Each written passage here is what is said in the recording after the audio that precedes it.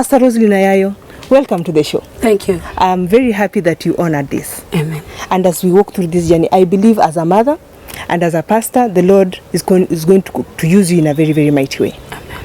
The issue of teenage pregnancy is something that, as a woman, Yes.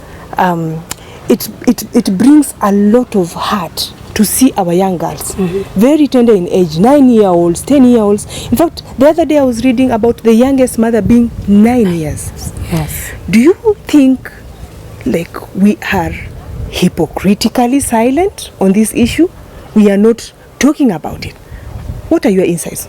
Sister Ellis, I think the silence on our part is less hypocritical. But I think it's more generated by fear. Fear? Yes, we are fearing. Because as parents, we have relinquished our roles. Most of the time, our babies are with the maids. And when they start going to school, they are with the teachers, most of the time. Now, during this COVID-19, it has really worsened. We are scared of our children. We are scared of confronting issues that are facing our children. And so we keep silent. Most of the time, if it is not the maid, if it's not the teacher, the TV at home is also another parent. And the TV has really parented our children with stuffs that are even foreign to us as parents. Things that make us shudder when we think about it as parents. Things that maybe at my age, where my child is, what a 9-year-old know now, and the 9-year-old when I was 9 years, totally different. Very different. Very, very different. So, and that is what is scaring us as parents, the way I see it. And do you think because of the fear, Yes. we have refused or totally shied away from talking about it in relation to what we call sex education? How free are we talking about these issues with our children? This thing, we have left it to the school and the church. Yeah. And in the church, we have clubs in the youth department. Okay. They do a lot with the children. Sex education, mentoring the children are part of the curriculum in the clubs. But not all children belong to these clubs.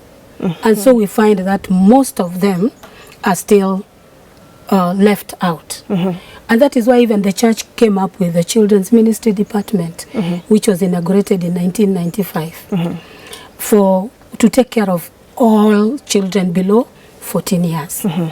But still, it is so overwhelming. You cannot one-on-one deal with each child and the issues surrounding these children. And so there is a challenge. But despite that, the church also raised a platform, because the church is cognizant of this fact, that there is violence. And the church is not excluded from violent acts. There are some which are perpetrated right in the church. In the Women's Ministry Department, we have the Teens Ministries, where this is a mentorship program after the Titus 2:3 council, that older women should mentor the younger women. But very few people do that.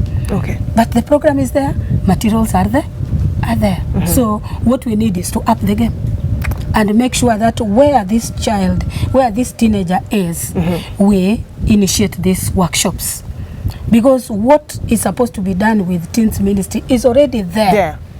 It's only that taking it and implementing it, which is still wanting. What I'm getting from you is that we have a very good blueprint. But now we need more practical steps to make sure that whatever is written down is basically being adhered to, and we need to see the results. Now, you are in charge of women ministries and children. Is there something you can point and say, this is what we've started, and this is how it is going on, especially on this pertinent issue of teenage pregnancy?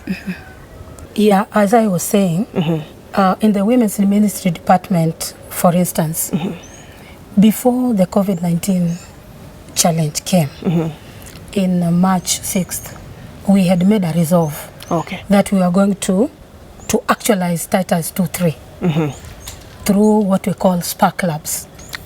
And we said that we are going to pilot a club per conference.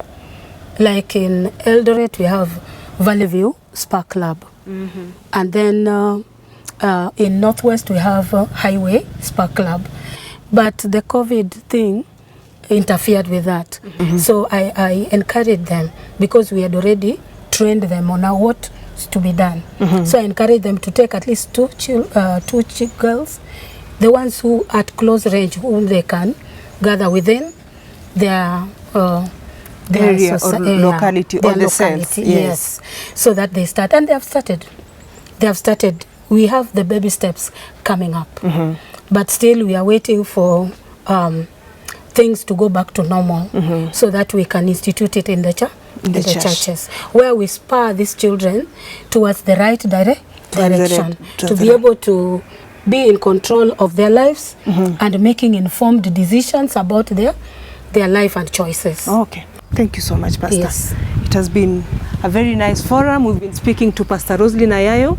She is in charge of women and children in the West Kenya Union Conference in the Women Ministries Department. And she has shared her insights about what the church is doing, whatever they have planned, whatever that is to be done. And the blueprint is very, very clear. But you and me need to have practical steps that we need to do so that we can counter the silence.